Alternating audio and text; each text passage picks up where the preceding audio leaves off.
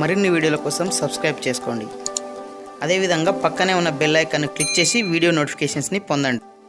Hi friends, Telangana ప్రభుత్వ ఉద్యోగులకు PRC అమలైతే వారి యొక్క జీతాలు ఎంత మేరకు పెరుగుతాయి అనే విషయం గురించి ఈ వీడియోలో తెలుసుకుందాము. సో ఫ్రెండ్స్, మనకు కొత్తగా ఉద్యోగంలో చేరే చాలామంది అభ్యర్థులు పిఆర్సిని ఏ విధంగా లెక్కిస్తారు, ఎంత పిఆర్సి ఇస్తే ఎంత శాతం పెరుగుతుంది అనే విషయాలు అడగడం జరుగుతుంది. ఆ విషయాలు ఈ వీడియోలో తెలుసుకుందాము.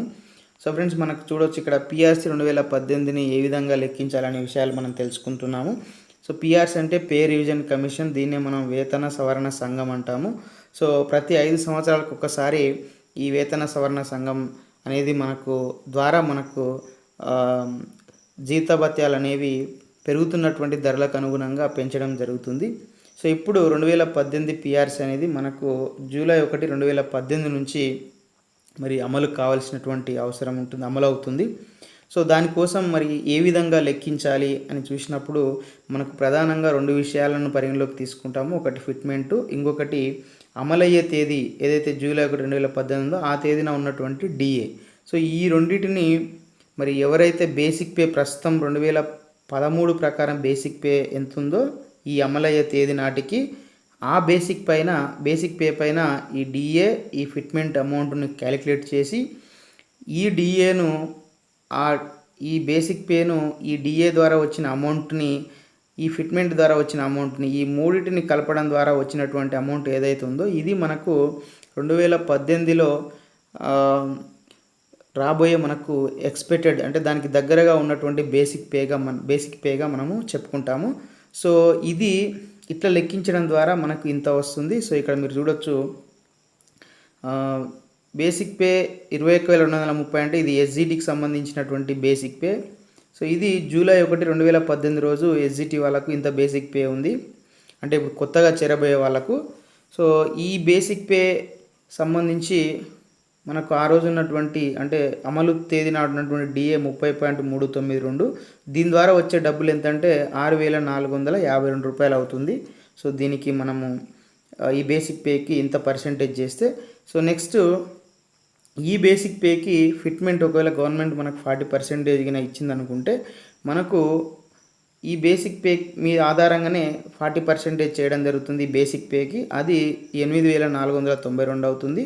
సో ఇప్పుడు ఈ బేసిక్ పేని, ఈ డిఏ ద్వారా వచ్చినటువంటి అమౌంట్ని, ఫిట్మెంట్ని, ఈ మూడింటిని కలిపితే 36,174 అవుతుంది.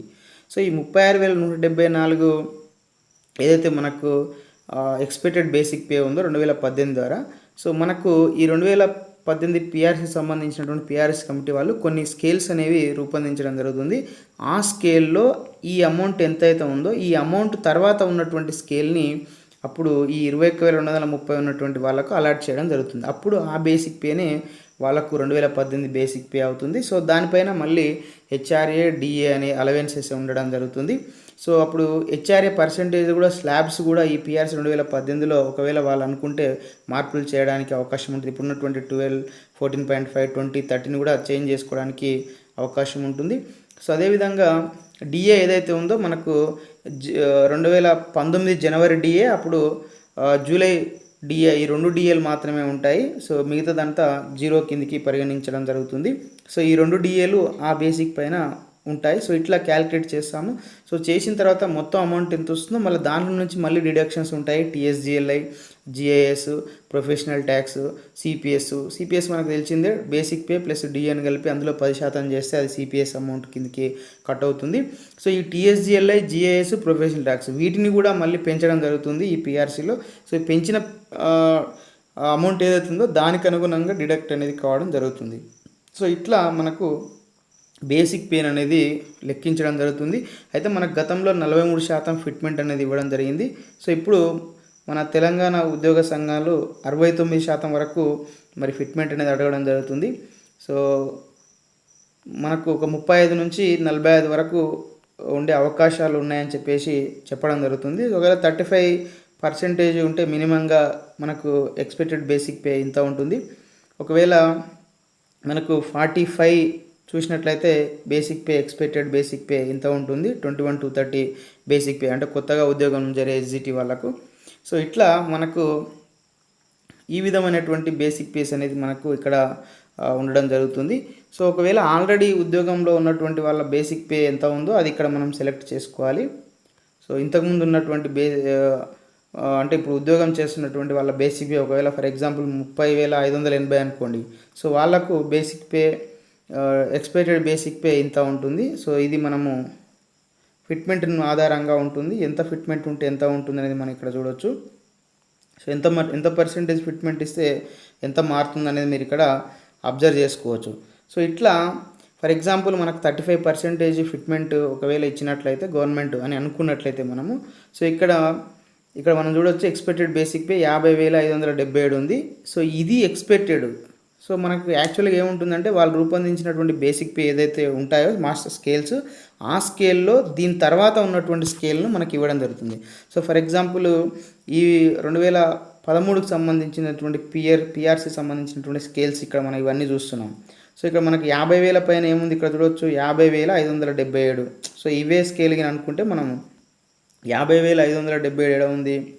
ఇక్కడ మనం చూడవచ్చు 50,577 అంటే ఇక్కడ ఉంది. సో 50,577 అంటే దాని తర్వాత ఏది ఉంది, ఇది ఉంది. సో అంటే ఈ బేసిక్ పే అనేది మనకు వాళ్ళకి కేటాయించడం జరుగుతుంది. సో దీనిపైన మళ్ళీ డిఏ, హెచ్ఆర్ఏ అలవెన్సెస్ ఉంటాయి. సో మళ్ళీ డిడక్షన్స్ ఉంటాయి. సో అవన్నీ పోను మనకు నెట్ అనేది శాలరీ అనేది రావడం జరుగుతుంది. సో ఇట్లా మనకు పిఆర్సీ సంబంధించినటువంటి క్యాలిక్యులేషన్స్ అనేది మనకు చేయడం జరుగుతుంది. సో ఇది మనకు గవర్నమెంట్ ఇచ్చే ఫిట్మెంట్ ఆధారంగానే ఈ క్యాలిక్యులేషన్ అంతా కూడా మనకు ఉంటుంది.